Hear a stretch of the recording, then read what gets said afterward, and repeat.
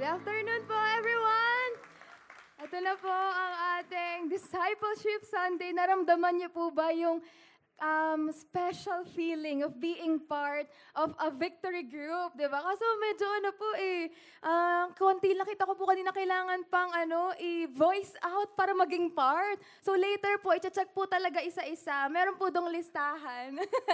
Hindi po, it's just an encouragement and reminder sa atin of the beauty of being connected, of being part of a victory group. Kasi yes, we've been talking about Jesus period.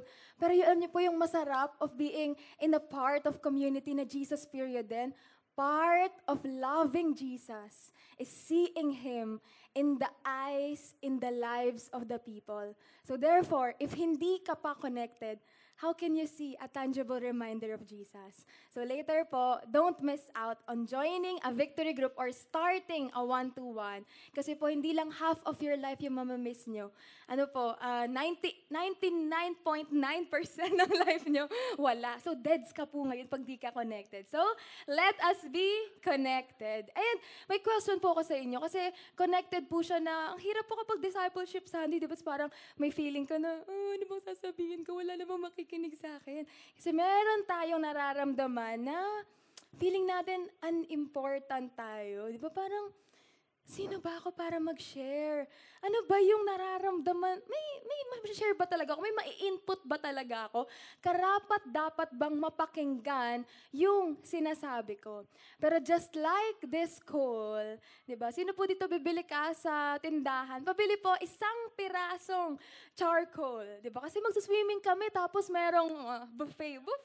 Di ba? Parang walang gaganon. Pero when it is all together, pang samgyup yan, di ba? A charcoal na mag-isa, walang kayang gawin. Pero if it's put in together with all the other charcoal, hindi lang kayo magbo-burn together. Di ba? Meron pang pangkain together for our samgyup. And hindi lang yan, kapag isang stick ka, feeling mo, kasi ako masyado akong nakakasakit sa mga tao. Parang mga stick na to, so better dito na lang ako sa tabi. Pero anong sabi ng pananakit ng stick na yan kapag pang pick up stick ka pala? Di ba? Akala natin, kapag mag-isa lang tayo, wala tayong unimportant ka, invisible ka, wala kang kwenta. Pero maybe the reason why we're feeling that kind of purposelessness and hopelessness is because we are choosing always to be alone. If you are that person, daming thoughts, hindi mo na maramdaman kung sino ka, hindi mo na malaman saan ka ba pupunta, maybe it's time to go in a place, to be together, to build something. And this is what the church community is all about. We're not just building each other para masaya tayo dito. Most of the time, we go to the church with a broken heart. Most of the time, nagmamakaawa ka, Lord, speak to me. But that kind of attitude and mindset, pag nagsalita na sa'yo si God, we have to do our part. You and I have to do our part so we can continuously build our life together in Jesus, period. Can I invite everyone na mas ma-tackle pa po natin yung Word ni God? Let us open our Bibles and go to page... page 573. 573. Kapag nandyan ka na po, say, build. Wow. Build po tayo ngayon. Nandito na po tayo? Yes? Talon nga po. Joke lang. Okay po. Basahin po natin ang Colossians 4, chapter 4, verse 2 to 6. Let's all read. 1, 2, 3. Continue steadfastly in prayer, being watchful in it with thanksgiving. At the same time, pray also for us, that God may open to us a door for the word, to declare the mystery of Christ, on account of which I am in prison, that I may make it clear which is how I ought to speak. Walk in wisdom toward outsiders, making the best use of the time. Let your speech always be gracious, seasoned with salt, so that you may know how you ought to answer each person. Lord, we want to feel you, yes, individually in all each other's life. But Lord, you also made us as an image, as an ambassador of who you are. And therefore, we want to meet you in each other's life. Connect us, make us willing, make us humble down because we want this church community to be built on. Holy Spirit, arise in our hearts the longing to be connected to each other. May you be glorified in this word today, God. In Jesus' name we pray. Amen and amen. We can all sit down po. Sarap po, no? Reading the word of God together. When you hear yung katabi mo na may sinasabi din siya. Kanina yung kanta natin, di ba? Parang, Lord, this is your church. And you know what? Katulad po nung series natin ngayon, whenever we say that, again, ulitin ko po, we're not just going here para maging sold out. Na Jesus period ako, all out for Jesus. Yes, we are all having this eternity mindset. But ano ba talaga yung ibig sabihin ng eternity mindset? Sobrang personal po nitong chapter na to kay Paul. And later, mas marirealize natin na parang, totoo ba word ni God to? Sobrang personal naman. And kasama tayo doon na ini-invite ni Paul to learn that in this world, yes, and sinabi din ni Jesus that we will struggle together. But this eternity mindset, kasama po doon yung being part of a community. And it starts with first, our relationship with God. Nire-remind tayo ni Paul, continue steadfastly in prayer, being watchful in it with thanksgiving. Sobrang amazing po nung prayer and how it works. Kanina nung small talaga, nag-victory group po tayo. May naka-group po kami and sobrang lang yung puso niya na sinashare niya po sa atin. Kaya sinashare ni ate na iba talaga yung prayer. Na as a mom, ang dami niyang mga struggles bilang isang ina. Pero when someone prays for her, it feels so different.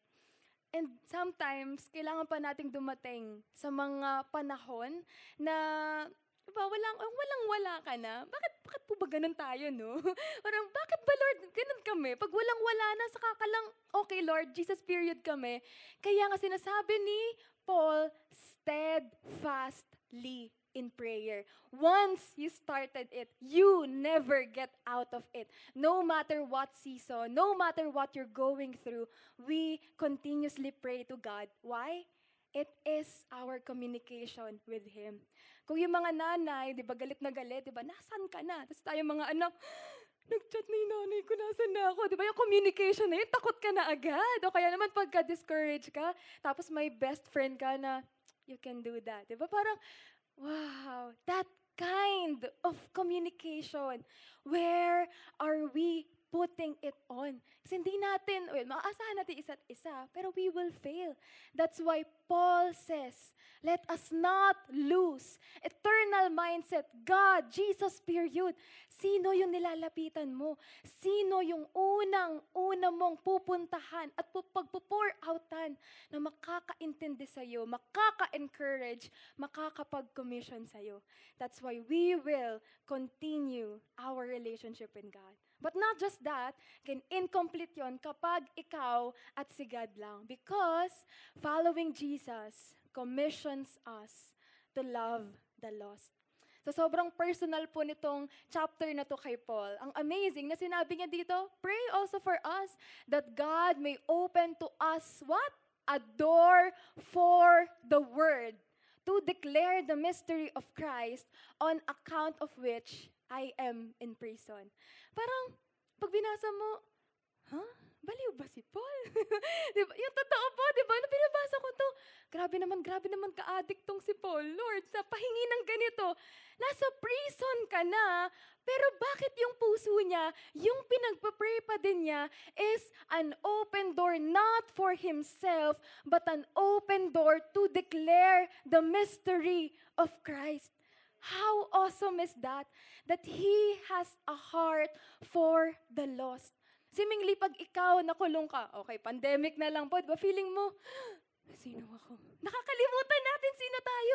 Kung sino yung yung purpose mo, saan ka papunta. But Paul is just so passionate, standing firm in his relationship with God, na kahit nakakulong siya, yes, pinagpapray niya siguro din na makalaya siya. But even if not, nakaset yung puso niya, pag-pray natin na yung word ni God, that there will be open doors for it, even if it's the same reason bakit ako nasa kulungan. When was the last time that we declare a prayer that was something so radical like that? So radical, tithes and offering, di ba? Lord, nakakulong ako ngayon sa utang ko. Sa pagpapray mo, Lord, sana yumaman ako. But when was the last time that we prayed, Lord, open doors for me so I can be generous. Lord, open doors for me so I can give out to others. We have been so much consumed by this world na puro ikaw na lang, ikaw ng ikaw. Eh nakita na natin kanina kung puro ikaw lang, sino ka ba? But in the presence of many, we can find our purpose. In the presence of a community, we can find and be encouraged na meron palang silbi yung buhay na meron tayo. Sobrang consistent po ni Paul to ask of this open door. Hindi lang siya sa Colossians makikita, in Acts, in Corinthians, lagi niyang sinasabi itong open doors na to. Gaano ba kahalaga sa church community itong open doors na to? Isipin po natin, kung nawalan ng open doors, sa time pa lang ni Jesus, di ba? Okay, natakot yung mga disciples at ayaw na nilang mag-continue. Ano po kayo hahawakan natin? Siguro hindi na Bible, di ba? Mga, open your textbook on psychology. Walang nag-continue ng mission.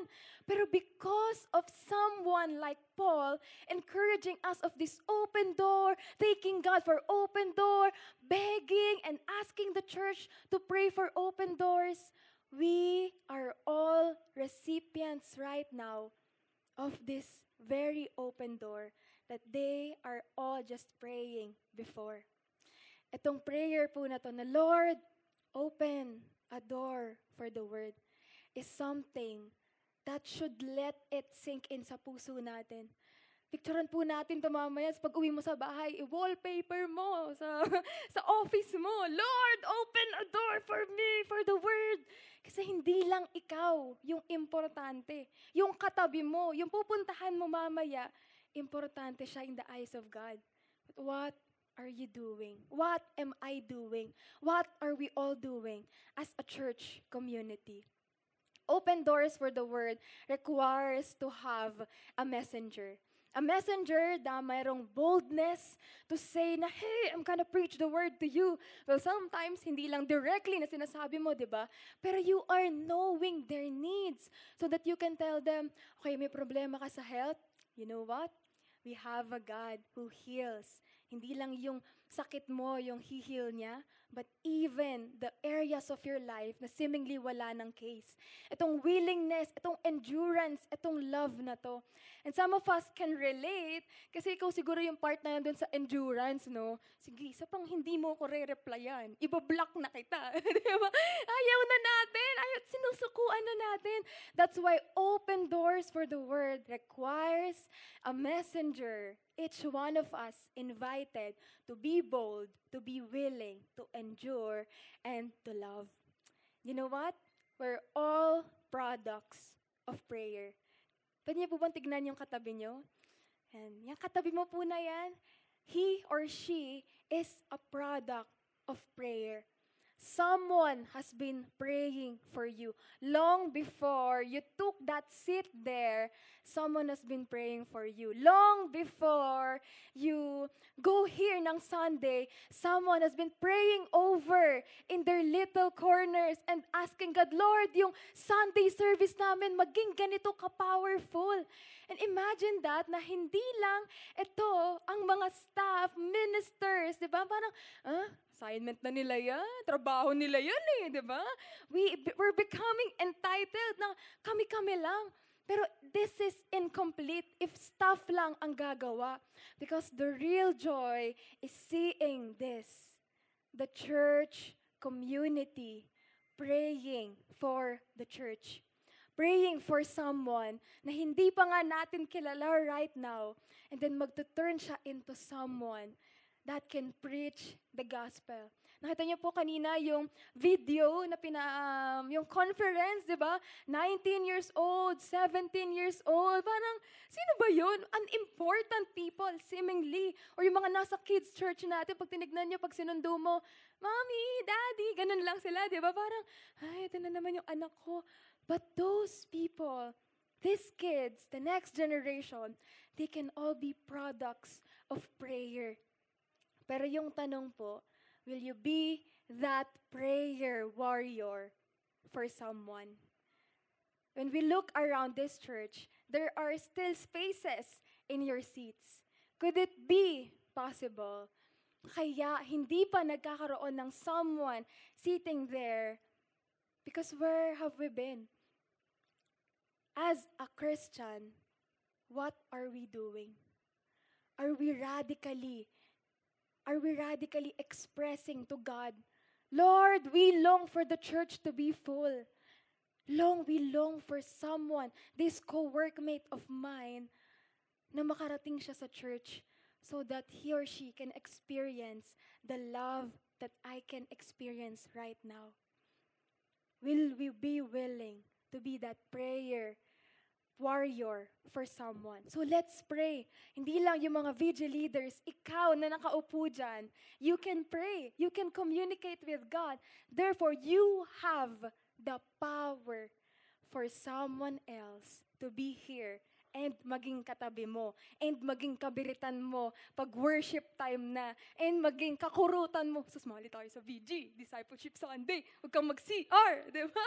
Ito yung masaya na mas-celebrate natin together because we are willing to be prayer warriors for someone else na una muna nating na-experience. Hindi lang para makapunta ka dito, pero nung panahon na kailangan mo ng kagalingan, nung panahon na ikaw yung nangangailangan, nung panahon na ikaw yung nire-reach out ng VG leader mo at ayaw mo talaga, nung panahon na ayaw mo umattend ng Victory Weekend at ayaw mong tumuloy sa church. These are something that we call to mind para maalala natin. O nga, once I am a recipient of the prayer, but right now, are we willing to be that one who holds the power para magkaroon tayo ng fully church and other services pa here in May Kawayan. Aside from the messenger, of course, ang mas binibida natin is the message, the gospel, the word of God. Paul is so concerned with this that he says that I may make it clear which is how I ought to speak. In this world, bakit yung sinasabi niya, willing ako maging messenger. Lagi nga ako nag-chat sa GC namin, pero walang nangyayari. Eto na nga, exactly. We don't just pray for the messengers to be willing, but for the word of God that we can make it clear to them. Kasi ang daming pagpipilian ngayon. May mga Netflix, isang, di ba, gusto mo lang naman minsan mag-change ng profile picture, dahil nagtuloy-tuloy yung feed mo. Di ba, na-addict ka tuloy, kakadik, ay, si ganito pala, ito na nangyayari. Ay, si ganito pala. Ay, grabe tong kumari ko na to. Di ba, parang gusto mo lang naman magpalit. Sa sobrang daming sinasabi ng mundo na to, there is that kind of challenge for us to step up. Again, ang burdening po nito to hear. Pero ang saya lang that we are here, gathered as one church. We carry this burden together. What are we doing? What am I doing? Can we take the time and ask ourselves, right now, what am I doing? When was the last time that I prayed for someone? When was the last time that I invited someone to go to church? This is not a movie theater. This is not an entertainment plaza. This is where we come together to know Jesus and to invite people so that they can enjoy the presence of God. And at the same time, hindi lang po yung pagiging messenger and yung pagme-message. Kailangan mag-marry yon together. You are willing to pray for the message na maging clear sa atin, and at the same time, being the messenger, ngayon, gawin natin siyang lifestyle.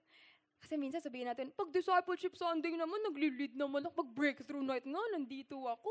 Pag Christmas nga, nag-i-invite ako ng family members. But hey, as a Christian, our calling is to have this as a lifestyle. Christian lang po ba tayo pag Pasko? Hindi naman, di ba? Binabanner mo nga yun dun sa bio, di ba? Jesus follower. Hindi mo naman nilalagay, Jesus follower pag Holy Week. Walang ganon. But we're proud to say that we're Christians. But comes with that identity is a lifestyle to follow in preaching the gospel and being willing to be the carriers of it. Sabi po dito, prayer is the open admission that without Christ, we can do nothing. Prayer is an expression of faith in God's power, fueled by a desire for more of Him. Hindi lang tayo together as church community yung lalaban para sa city of May Kawayan, but also kasama natin si God, because without Him, we can do nothing. So let us join God as we partake in advancing His kingdom, not just here at this year, pero sa mga susunod pa to come in our lives. Someone's heart for the lost led each of us here. Kasi hashtag, better together. If we are gonna do this, mas marami pa tayong mai-invite sa church. And that's another blessing that we receive, because following Jesus gives us the gift of community. Ang sarap po, di ba, na may community ka. Itong part po na to, sobrang personal to me. Because when we talk about the gift of community, we're talking about family. And ilang beses na po nating narinig yun na, welcome to Victory May Kawayan. We are a church community. We are a family here. Pero yung totoo, naramdaman mo ba talaga? O nakiki-join ka lang kasi Zimbabwe ka. You know, I can share of my own personal Zimbabwe moments. When I came here from, here in Victory May Kawayan, nasa durog era po ako. So, yun yung ayoko po magdi-discipleship Sunday kasi mag-share. Tapos maiiyak ako. So, parang, baka i-judge nila ako. So, parang ayoko. And I came from a Catholic background. But hindi naman nagdi-disciple. Sorry, pwede ba yun, tatay? I mean, hindi ko po na-experience pa before. Yung may stranger, di ba mga strangers, biglang, ito po kasi yung heart, tapos maiiyak ka na, di ba? So, wala akong ganun. Kaya pag discipleship Sunday, syempre, wasak ira ko pa nun. So, syempre kami ni Kim, wow, Kimi, sorry, dinamay na kita. Pupunta kami minsan sa CR, di ba? Or kaming dalawa na lang yung mag-sharean. Kasi, at least, we get to know each other. But, being part of a victory group, it changes everything. When I became part of a victory group, I met a spiritual mom and a spiritual dad. When I became a volunteer, I experienced and witnessed that families, broken families, can turn into whole families. Yung magkakaaway, pwede pala na magbate. Meron palang mga tatay talaga na sobrang mahal nila yung anak nila. Meron palang mga nanay na grabe magsakripisyo. I learned all of that because I allowed myself to be vulnerable. Kasi naniwala ako na sinabi family. So whenever, nung wasak ira ko po na yun, ako, pag tinanong mo ako agad, ay, galit ako sa mundo, galit ako sa ganito, and everything. But all of those was healed. Yung tampo and galit ko ultimately with my parents, it turned into something else. Because I have heard from the testimonies of fathers and mothers here, I've learned that there is hope. In the family of Christ, everyone is broken, yes, but that's not the end of the story. So, let us welcome the community. Maging vulnerable ka. Okay lang na umiyak ka, bibigyan ka pa niya ng tissue. Tignan mo, baka malibre ka pa niyan sa McDo para lang makapag-usap kayo. Pero wag naman yung McDo yung i-ano mo, di ba? Mag-iyak-iyakan ka. But my point is, isn't it comforting to find a stranger, to find someone na, bakit niya ako papakialaman? Papakialaman ka niya kasi mahal niya si Jesus. Papakialaman ka niya kasi nag-overflow sa kanya yung pagmamahal ni Jesus para sa'yo. When we look into each other's eyes, we see a person that is so loved by God. And therefore, who are we para ipagkait yung pamilya na to sa kanila? Magre-receive ka, but we are also asked, are you willing to be a family member to this? Are you willing to be a family member to a Rosie? To a Rosie po talaga. Kasi yon yung gift. Maraming mga kabataan na pupunta dito. Tulad ko, Warak era. Hindi nila alam, galit sa mundo, ang daming mga iniisip. Because they are so exposed to the brokenness, the dangers, the abuse of this world. So let us be the one. Yes, broken ka, but you have Jesus. Therefore, you have the power to comfort someone and take them into the shelter of our home. And ano pa ba yung sinasabi dito ni Paul na sobrang personal sa kanya? As a family, we are called to reach the lost. Sinabi po niya doon sa Colossians 4:7-16, sobrang daming pangalan. And pag binasa mo, it feels like it doesn't make sense. Why am I reading this? Is this the scripture? But yes, what a comfort that it is, the scripture. That the church community holds a special part into the heart of God. Anong pagkakasabi dito ni Paul? Panong dinescribe niya si Tychicus, Onesimus, Aristarchus, Epaphras, Luke, and Nympha, ang tawag niya lagi, that is my beloved brother, faithful. They have been a comfort to me, a servant of Christ Jesus. Sobrang honoring. Di ba? Alam mo yung kailan ba tayo huling na honor ng ganito pag birthday natin, di ba? Pero ito, dun sa conclusion ng letter ni Paul, he just wants to honor these people na nakasama niya in his mission, laboring in love. You know, gaano ba ka-special itong mga tao na to? One of them, si Aristarchus, nakasama niya, ang sabi doon pagkakadescribe sa kanya, fellow prisoner. And we do not know exactly if yung pag-fellow prisoner na to, gumawa ng masama sa Aristarchus, tapos nagpakulong din siya, di ba? Or, well, hindi po natin historically mati-check, but you can check later. Or at the same time, yung part lang sa sobrang pagmamahal niya kay Paul, kahit na nakakulong si Paul, gagawin niyang lahat to be that open door for Paul. Epaphras was able to preach to Colossae. Kasi hindi naman po nakarating talaga doon si Paul. Pero because of Epaphras, naging open door avenue siya, nakarating yung gospel, nagkaroon ng church community in Colossae. Ganon kasarap itong called together to reach the lost because we have a mission together. Kaya hindi magwawatak-watak itong pamilya na to, all because we have a mission together. Just like all of these people, from Victory Group leaders, yung mga tayong member, naalala niyo po ba nung Resurrection Sunday? Di ba, kaisip kami po ng isip ng, kukulangan kaya? Baka walang makakain, baka konti lang. Tapos, lo and behold, the gift of community. Lahat tayo, busog ba'y nauwi pang Sharon yung iba. Diba? That's the power.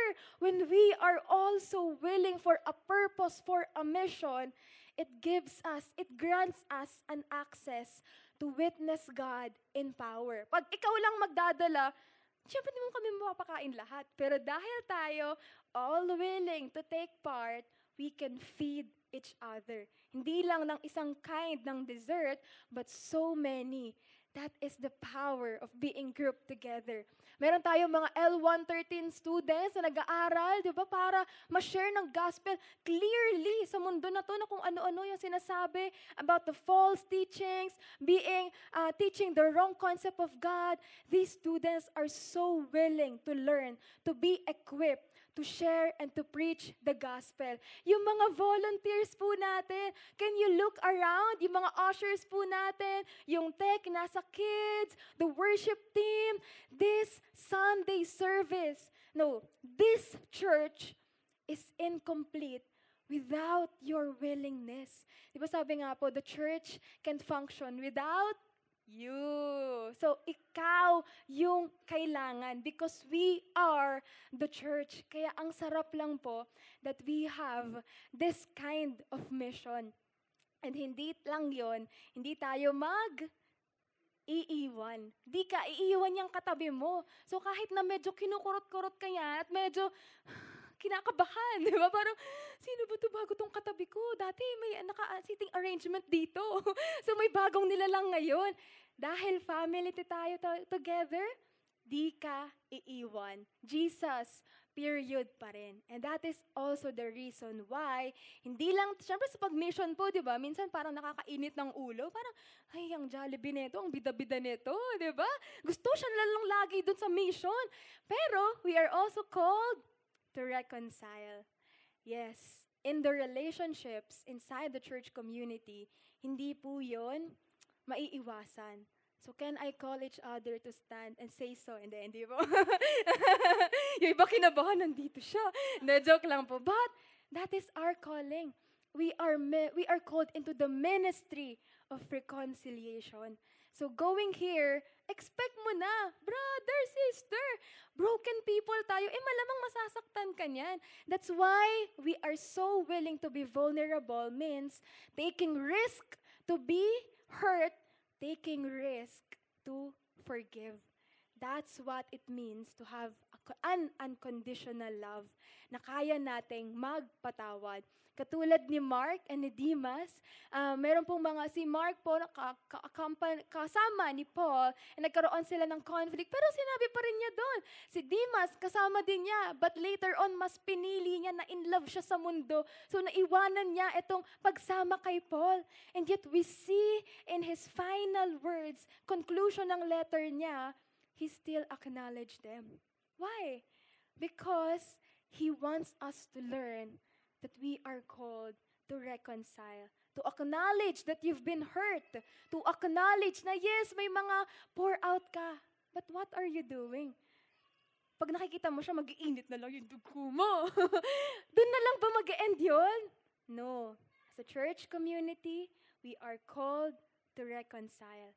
So let's find it in our hearts, no matter how deep, how broken, how seemingly impossible it is to forgive, let us be open to reconcile.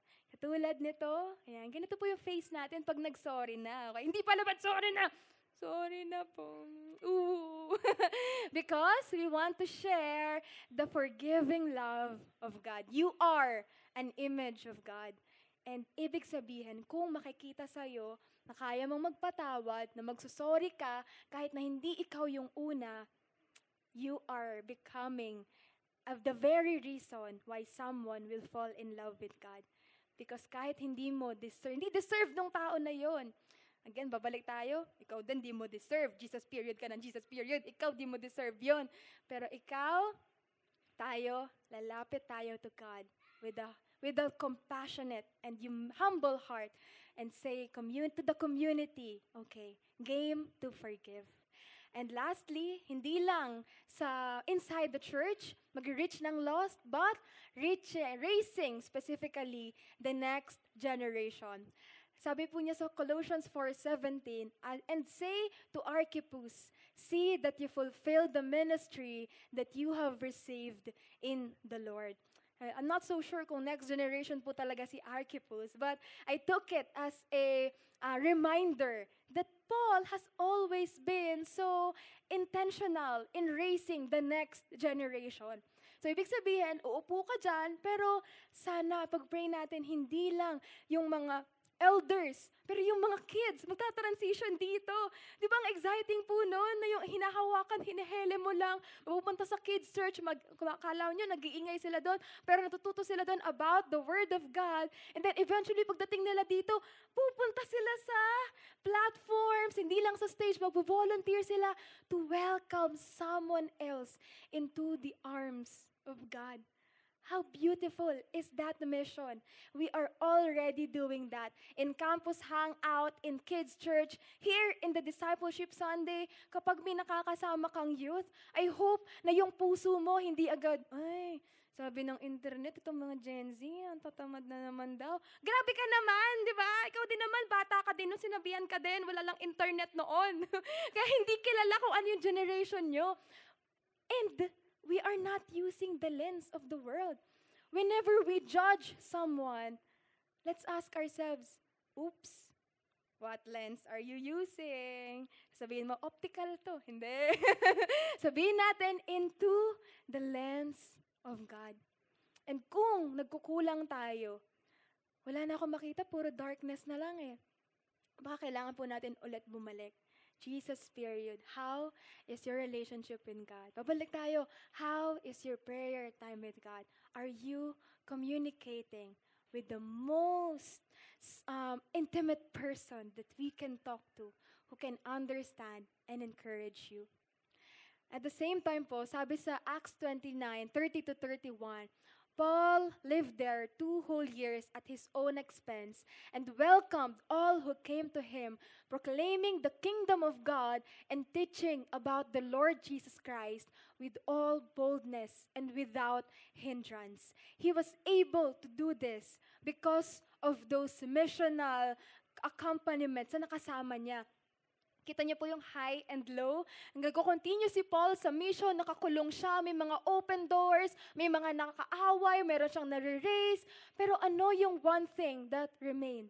He was able to do it seemingly without hindrance. Kasi nagpapatuloy siya na nagpapatuloy. Kasi kahit na nag-iiba yung mga nakakasama niya, still continue to do the mission. Still continue wherever you go. In and out of season, we are going to reach out someone else. Be a gift to someone else because we love Jesus. And this is that picture. Again, that is all of us gathered around here. At the same time, di ko po alam kung may longing po kayo. Whenever I go home, isip ko pa nagpe-filter kasi baka makita marinig sa video. Pero sige, okay na po yan. Whenever I go to home, sa bahay po namin, I always think na, Lord, sana si Mama, sana si Papa, kilala nila si ganito. Para, sino kaya pinagsasabihan nila? Bakit ganito yung mga thoughts nila? May mga ganun po ba kayo? Whenever I see someone na mga nagpo-post sa mga friends ko before, sinisip ko kaagad, shucks, sana kilala niya si ganito. Sana part siya ng church community. Have you ever experienced that kind of longing, bleeding for someone? Kasi merong isang tao na hindi part ng church community, na hindi kilala si Jesus, and therefore, nagkakagulo-gulo yung buhay niya. We can see that whenever we scroll. Again, use the lens not to judge, but to love. When you turn on that lens to love, dudugo yung puso mo. Yung prayers mo, hindi na lang 1 minuto. Kasi baka, tignan mo pa yung friend list mo, lahat yung pag-pray mo, di ba? Sana ito, sana ito. Kasi that is what we are made of. That is the gospel. To preach it not just to ourselves daily, but to others as well. And ang sarap lang po na sobrang nilulong ko yun. Ang sarap na pagpupunta ka, lalabas ka ng church community, hindi ka i-judge kapag gusto mong ipag-pray yung someone. Di ba may gusto kong tulungan? It is so natural to everyone. Wala ka nang makikita na palaboy-laboy. Kasi lahat part ng pagmamahal ni Jesus. Di ba ang sarap mong maglong ng ganon? Not just here inside the church, not just in your workplace, but wherever you go, wherever you travel, not just here in the nation, but all over the world. What an amazing and radical desire to ask to God. And it is possible because we are here. Because the Bible is here. Kasama natin. Tinuturuan tayo so that that very thing na nilolong for natin into the broken world, kapag eleksyon na, kapag ginagawa na yung daan, di ba? Kapag ginagagawa na naman nila. What if someday, gone are the days na hindi na ganun yung patakaran? Kasi hindi lang limited to a building, to a facility, yung church community. Magpupunta ka sa, ano po bang pinaka-random? Ace Hardware, di ba? Huy, anong bibilin mo? Tara, pray muna tayo. Di ba? Mag-grocery ka. Huy, ang ganda yung brand na yan, ah. Uy, favorite ko din yan. Di ba? Ang sarap to long for. And I really, really want to share that desire and to let us ask God, Lord, I want that desire. Yes, Ming Lee, ang lawak naman yan masyado. But in front of a God who is mighty and powerful, strong, compassionate, slow to anger, that dream, sobrang gusto niya na i-desire natin yun sa Kanya. So let us pray that our hearts will increase its capacity to love, not just for our family members, but even to our nation, to our enemies, for the whole wide world.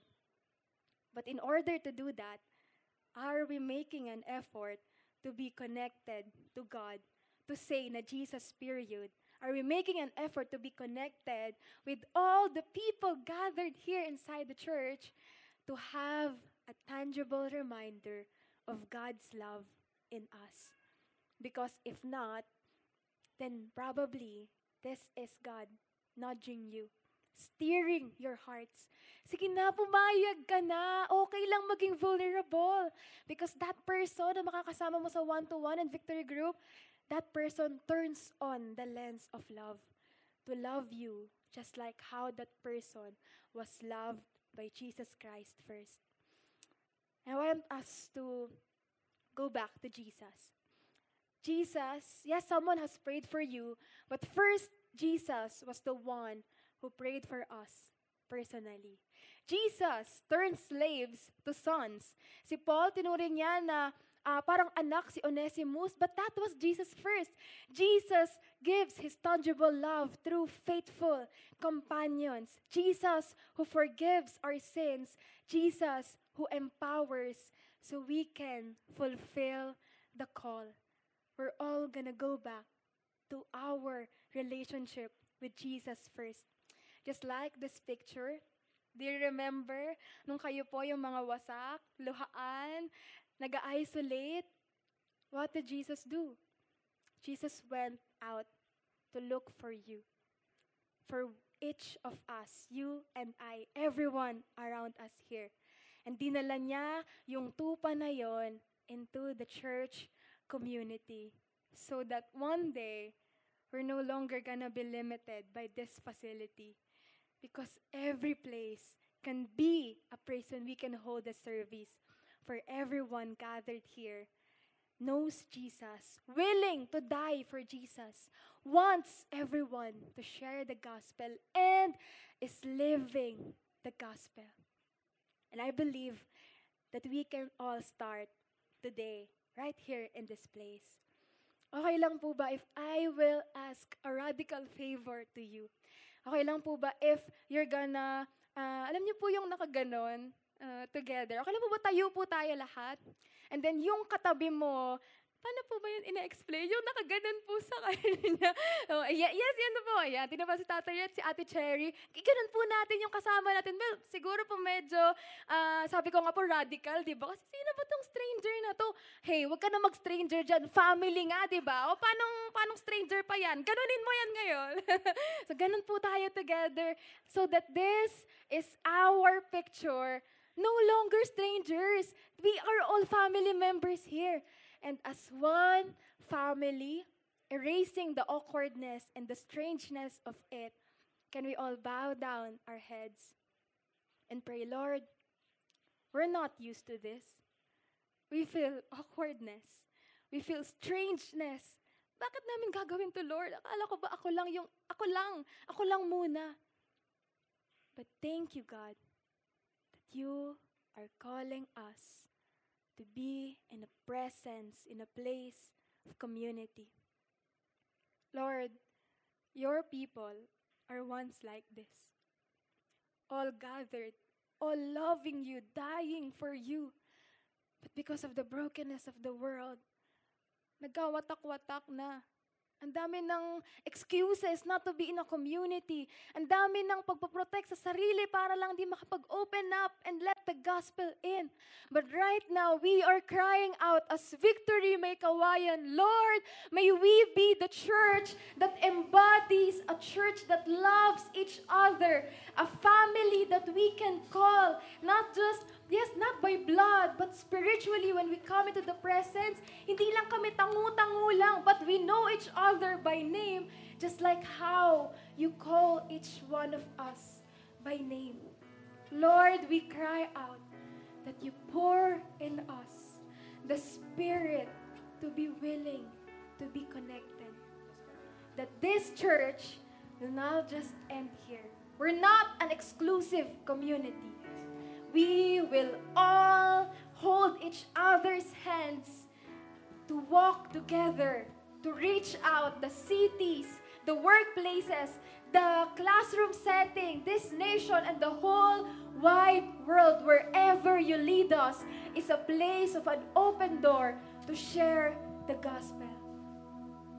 With all heads bowing down, stir our hearts that we will long for to know the person beside us, to want to share to Jesus, not just here inside the church, but again, wherever we go. Lord, thank you that you have built a church community where we can find a safe space, a tangible reminder of your love, where we can grow feeling your protection, feeling from brokenness to being whole again. Thank you that you show your love, that you are with us through the fulfillment and the continuous church community. Thank you, Lord. We want to honor you. In Jesus' name we pray. Amen.